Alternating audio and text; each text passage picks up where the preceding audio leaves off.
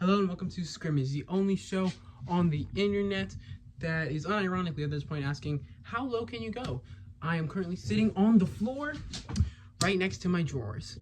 I've never really been into cars. It's a very odd thing for me. But throughout my life, even though I've always been around, bike life in Philly, whether if it's like pedal or boom, boom, boom, or like, going to the Philly auto show tons of times, still love going to it. I've never really been into cars. And up until like at least a few years ago, there was never really a car I wanted, like a dream car. I remember one that I wanted was the BMW M1 because genuinely a super dope car. I loved it to death because I kept on playing it in Asphalt 8. And somehow, some way, even though I was a free player, I was able to basically make it to where I would win any race. Like any race I would go into, I was at least first or second. It was all black with two white lines going all the way across the car, like all the way through the middle. It was tough car. If I knew how to drive stick, I would still be gunning for it right now. I lost it, unfortunately. They got rid of Facebook login, so whatever. It's fine. But again, when it comes to like actual cars I've ever wanted, it's just never been a thing. It generally was never like a thing where I was like, I really want this car. I love this and that. It was just never something I really cared for. Until I started seeing like those stars in the ceiling a lot more, and I was trying to find out like, where does that come from?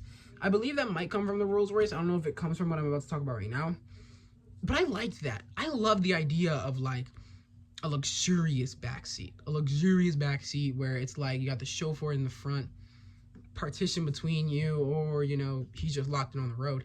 You're hanging out. You're watching like a little TV back there. You got a little table. You're having like a little meal. Like some local businesses. Be sure to boycott. Gaza ain't free. A lot of these corporations suck, and you'll probably get more going to a local spot. Anywho, I love the idea of that. It just enamored me. And that led me to what I'm going to talk to you about today. I want a Maybach so bad. Mercedes-Benz Maybach, Maybach, your Bach, our Bach, Wumboing, etc., etc. It's a type of, well, let me get into this. Formerly, Maybach was its own thing. It was all the way up until 2009. You'll notice this for certain people, even DJ Khaled. His Ruthless one, where you saw him like making fun of Tyler the Creator because he's making quote unquote mysterious music. Yeah, like that. That's a 09. People really love to hold on to those 09s. Like they really like those because apparently a lot of people think that after that run and once it became like a part of the Mercedes-Benz, as the classes, I believe it's right after S, maybe. I don't know. Don't quote me on it. Some people like to say the quality went down. I don't personally see it. If it's something under the hood, I completely understand, but I personally feel like it hasn't been at least a simple plateau when it comes to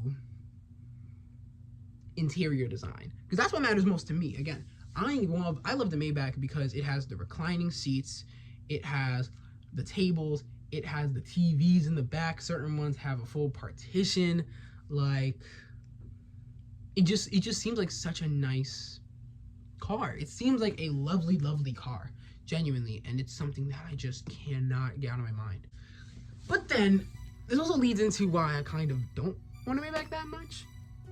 Luxury cars confuse me in the way that it's kind of like the inverse of a sports car, where a sports car is, you're specifically here just for the ride, like just for the actual behind the wheel, the torque, the handling, the this, the that, and the fourth. With a luxury car, you're kind of just here for the interior.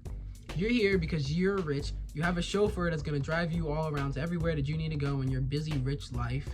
And you're gonna chill in that back seat and have a blessed time. Where would I get a chauffeur? I'm glad I'm having this moment, though. I really am glad I'm having this moment because I feel like a lot of people look at status symbols. And I think the more and more we've gone on, the more and more certain status symbols are like redundant. It really is just weird the more I go throughout life and I like look at all of these crazy rap things and you know, rich things, and I look at them and I'm like, wow, why would I want that? Why would I want that as a regular dude? Like, I don't get it. I don't get it. It was two issues. It's number one, the issue of, I think I made it too attainable to the point where I could just flat out one day I actually bought it and been like, oh, so who's gonna drive this for me while I get to hang out in the back seat? It was kind of just like, oh, I'm gonna get one. Let me go on Carvana. Oh, okay, cool, there's one there. Okay, cool, there's also one in this local dealership. All right, dang. But also number two, I think I was just assuming that, like, and because of that, it was bad, because if I continued the idea of, oh, I want that one day, then one day I would be rich and would be able to get to that. But since I'm not rich, and I don't believe my future career is going to make me uber rich, I look at this and I'm like, wow, why would I ever bother getting that? I don't know if it's just me, but I just want to have a quick talk about it. Mercedes, if you want me to be a brand ambassador, let me know. Just send me a Maybach with a chauffeur paid by you on demand wherever I go. Thank you.